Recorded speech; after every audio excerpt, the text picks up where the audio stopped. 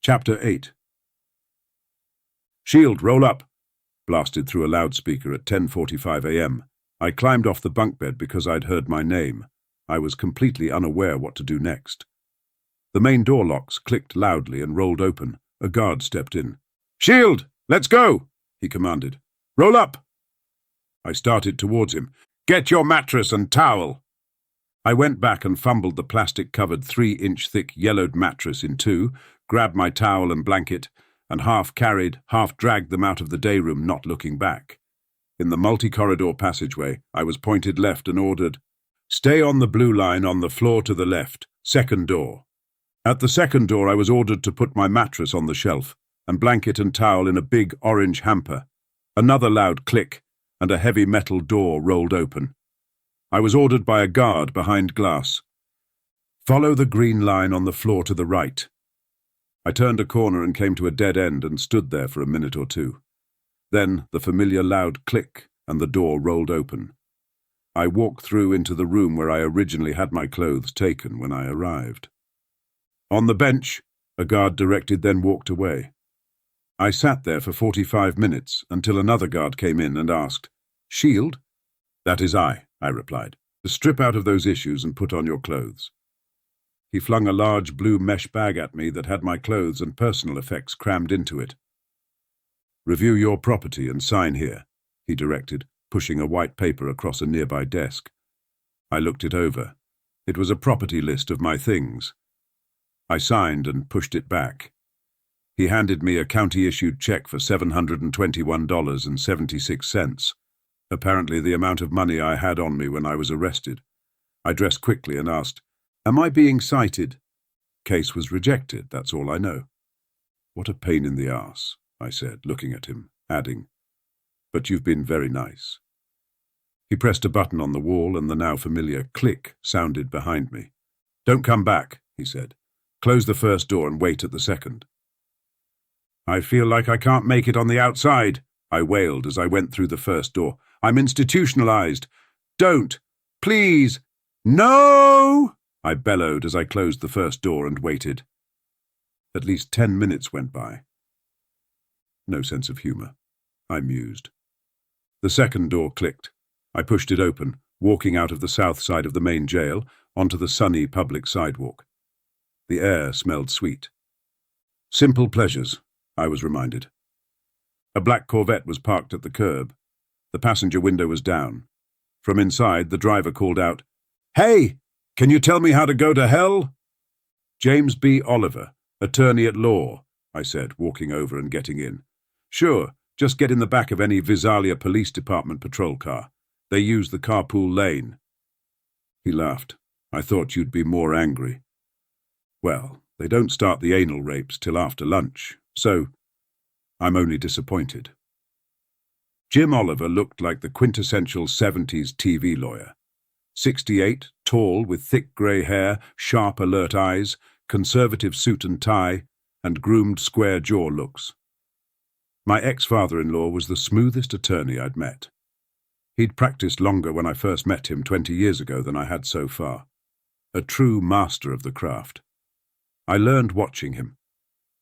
Over the years, I'd come to realize that in many ways, I was, or had become, a lot like him. We traveled occasionally and treated each other as professional equals. Despite divorcing his daughter, we remained personal friends. There were a few times I had felt a strong father-son relationship with him. When I expressed that, he laughed and said it was true, but he hated to be called son. "How did you know?" I asked. "Ron, bailiff in 3, called me." "Ah, I recognized him, but I couldn't remember his name. I thought he blew me off. Why did he call you?" "He knows you're my ex-son-in-law. He wants to travel with me to Cuba. Anyway, he called last night and told me. He said he tried to reach Kircher but didn't get a call back. Besides, you would have had to bail out. I went by the DA's this morning and spoke to Gillette, the main supervisor." "I can't thank you enough." "Sure you can," Jim replied. "You can buy lunch." He sped off the curb.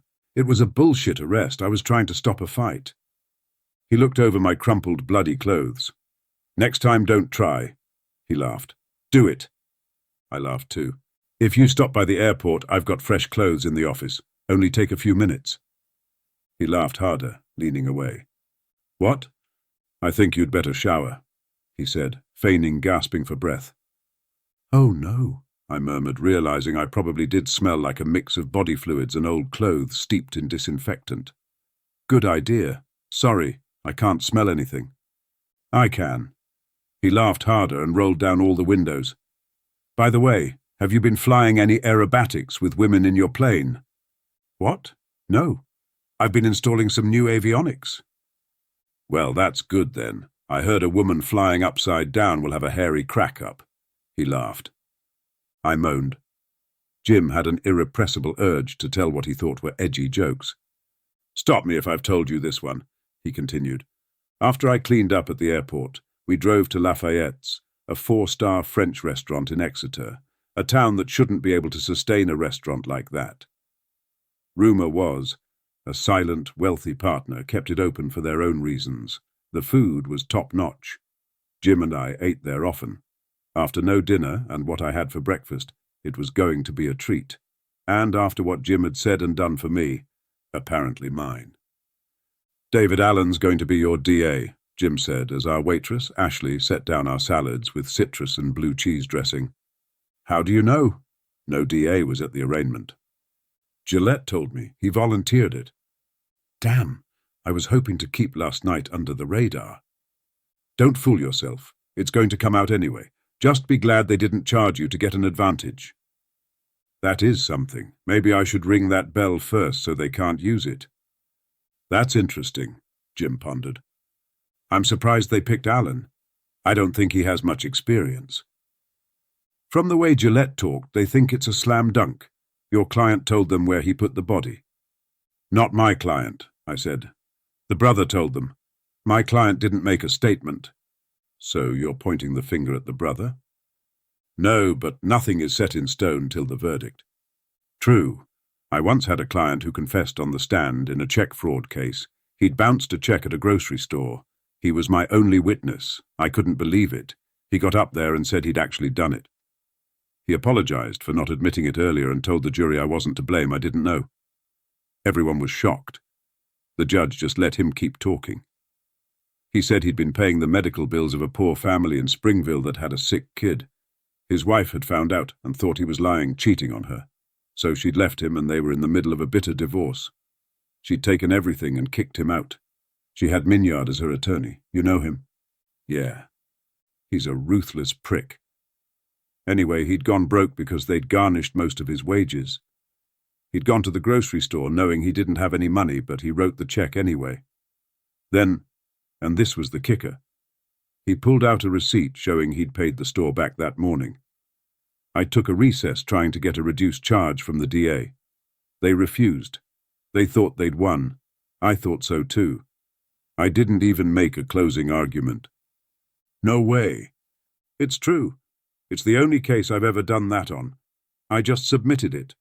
What could I say? My client's lying? He really didn't do it? In 20 minutes the jury found him not guilty. What? I couldn't believe it. He'd confessed, and they let him go because they felt pity for him. True story. Didn't the DA make a motion for a judgment notwithstanding the verdict? Surprisingly, no. I think because restitution wasn't an issue anymore. Or maybe they thought he'd suffered enough. The jury had spoken. What are you going for in Navarro? That's quite a story. How did he afford you? Jim just smiled. I'm not sure what I'm going for. My client is probably schizophrenic. His story was disturbing. Mistakenly buried his wife alive when she was unconscious, thinking she was dead. Is that a defense? Not when he's the one who knocked her out trying to kill her. Oh, Jim laughed discouragingly.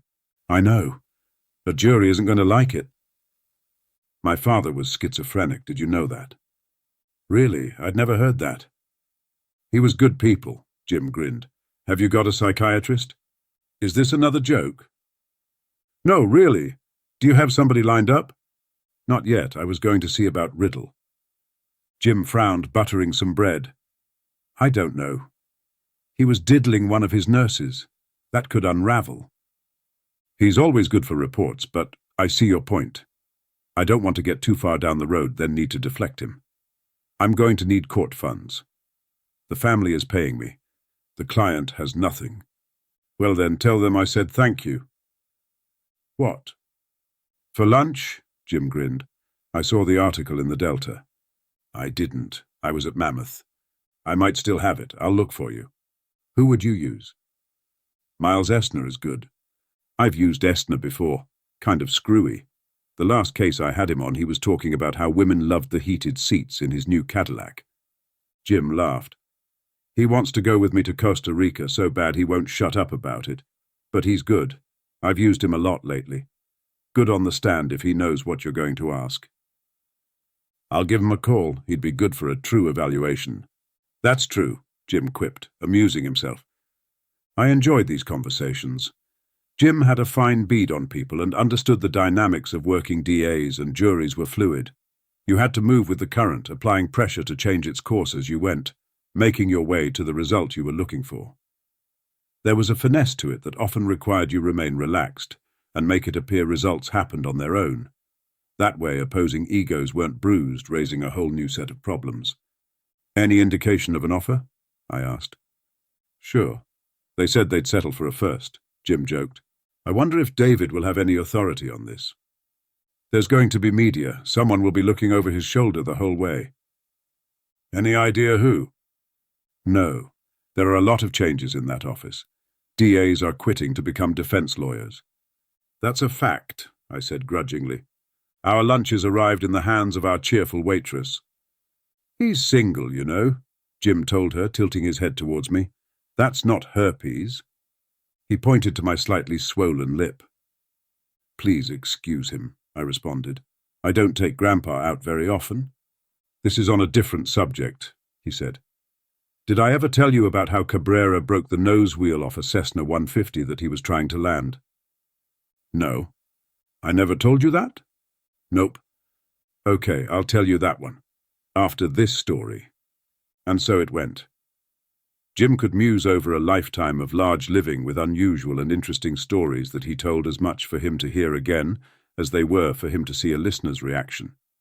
Always they were told for amusement and a laugh, which, though sometimes based on corny setups or crude jokes, was the most endearing part of hanging out with him. He enjoyed having fun as much as anyone I've ever known. When I first started practicing, there were only 6 lawyers in Tulare County advertising criminal defense. Back then, criminal defense was looked down on as lowly. Why would you want to help criminals? People would ask, condescendingly. It was a common, annoying question. The truth was, the work is rewarding. You got your money up front, and you were in court more often than any other area of practice. The cases were interesting, and you had an immediate impact on the client and the process. Plus, you didn't need to play lawyer games like attorneys trying to recover money or some other civil dispute. Those lawyers billed hourly, following up every conversation with a written letter to memorialize what was said to justify billings and protect themselves from opposing lawyers conveniently misremembering or forgetting conversations. Most civil files were 3 times the size of my murder files for just that reason. Attempted murder was much more interesting than my roof still leaks. And it paid better. After the slew of 80s and 90s TV shows elevated the status of criminal defense lawyer to movie star hero, practically every lawyer started advertising they practice criminal defense too. Insurance law and criminal defense. Workers' comp and criminal defense. Former DA. Now I practice criminal defense. The wave had diluted the practice to include a dismal array of characters learning on the job while playing with people's lives. Books were to blame too. Legal thrillers grew into a big money genre where the good guy was the one representing the bad guy, who turned out to be a good guy making hard choices trying to do the right thing. Or the person you thought was bad was just a pawn for the really bad guy the lawyer took down in the final chapters, just like other heroes did in spy thrillers. The New York Times bestseller list is probably responsible for more malpractice by enticing unqualified people to become criminal defense lawyers than any other institution. Fuck you, Michael Connolly and John Grisham.